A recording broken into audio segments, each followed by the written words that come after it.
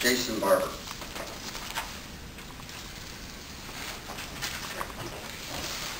Hello, good morning. For the record, my name is Jason. Jason, please hold on. Rick has a piece of... I do want to issue some requests on behalf of the board. First, if you can keep your comments respectful, concise, and constructive, we would really appreciate it because we have quite a few people to entertain today. So, right. Thanks, Jason. Right. Okay, so for the record, my name is Jason Barber. I am speaking as an independent transit advocate. I'm not affiliated with, nor do I endorse or support any other public comment or actions that may or may not take place today. Tuesday night, I heard of the Public Transportation Preservation Act of 2010 introduced in the United States Senate. This would provide federal funds for transit service revenue operations. What I respectfully grovel for today is for the TriMet Board of Directors to table both ordinances 312 and 313 to the June meeting, especially since there are concerns about having a quorum of board members present to be able to vote on these issues. And ask for TriMet staff to work to ensure the federal government works to pass such legislation in an expeditious manner so that these service eliminations and fare increases could be reduced or avoided completely, possibly.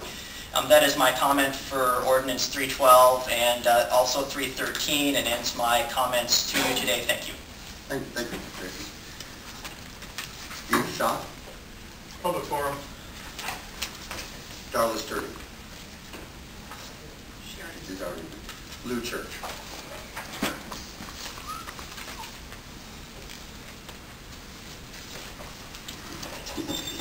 I'm Lou with PSU Progressive Student Union, Transit Riders Union, Tenant Rights Project.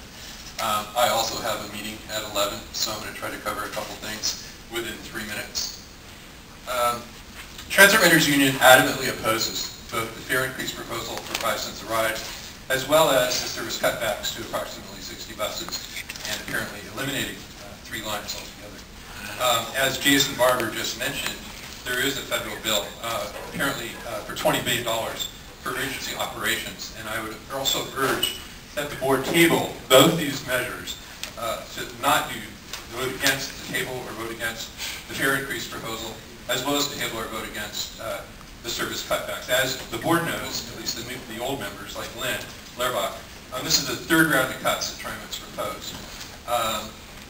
Transit Riders Union, in terms of ongoing organizing, meets on Saturdays at Portland State at 12 noon.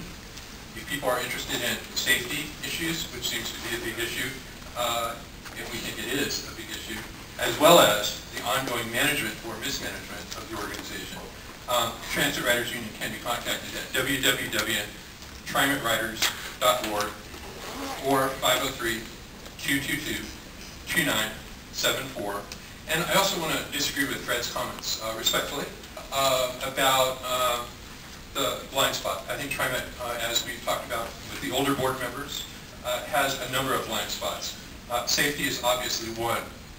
The TriMet board being appointed by the Oregon governor and not elected by the voters is the overriding blind spot and problem with this board.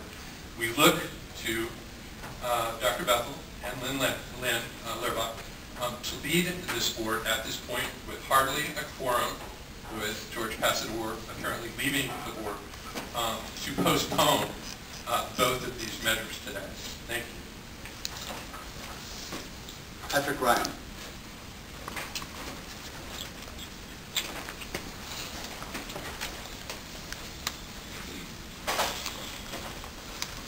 Hello, my name is Patrick Ryan. I'm here with Local Organizing People Activating Leaders.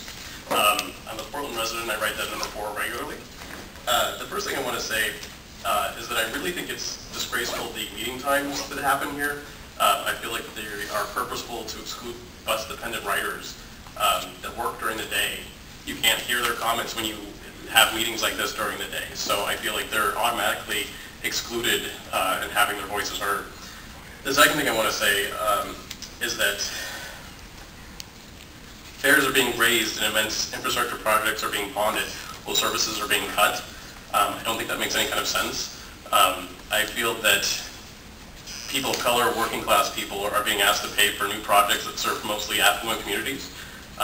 We see in the population in this room that there's a lot of people kept out of this conversation.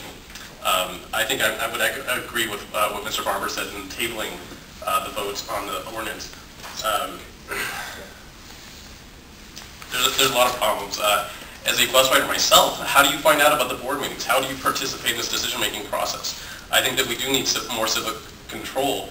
This board itself is appointed, it's not elected. Where is the civic participation in this public institution? I don't see it. There's few notices in the papers. They are there, but they're not explicit. They could be better. That's some advice. There's no notices put in bus stops or bus areas. That would be nice too. The meeting times, as I've already said, could be changed. I would really like to see, venues for childcare would be nice, so that working class people, people of color, people that have to work, odd jobs and, at various hours of the day could participate. And these are the people that are going to be affected the most by these fare increases, however small they are. They will impact people.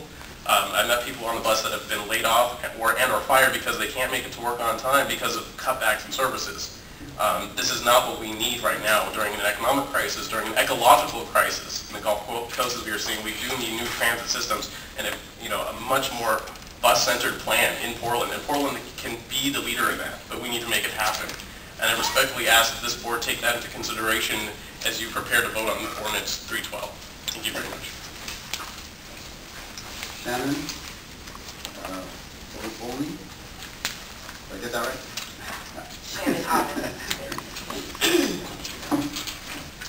Thank you, Chair and members of the TriMet Board of Directors.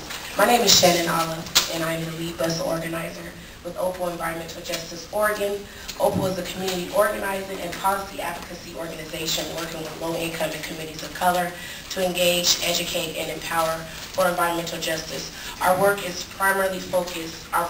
focused on organizing in transit health and equity in East Portland, Multnomah County. I am also a lifelong resident of Northeast Portland, active in the African American community who've moved out to East Portland County from rapidly rising rents and gentrification.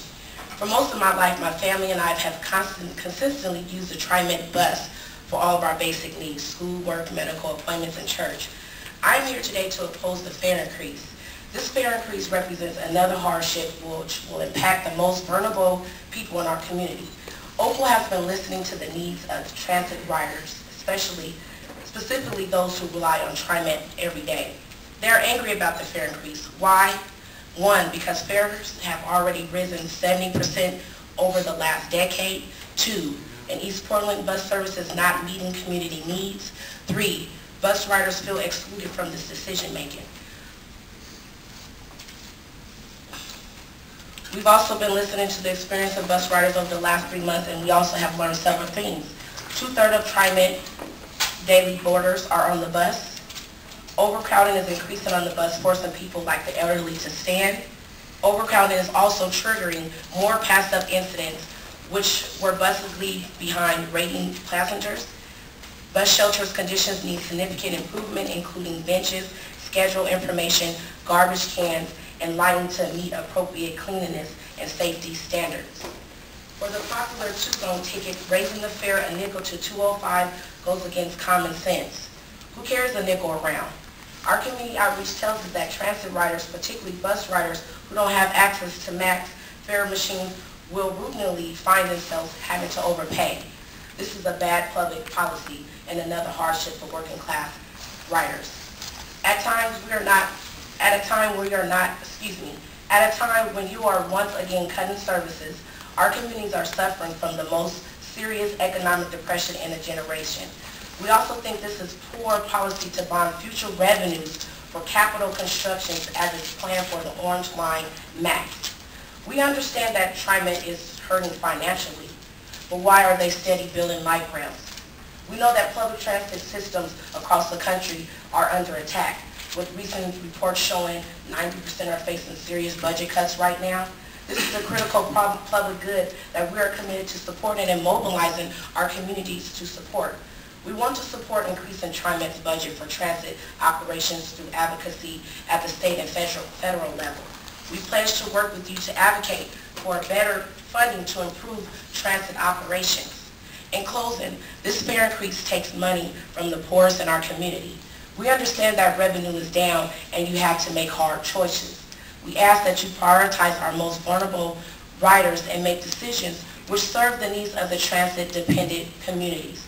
We urge you to amend today's resolutions to keep fares at their current level and to think about the burdens that will be placed on youth, mothers, students, disabled, and other folks that depend on public transportation. Thank you. Thank you.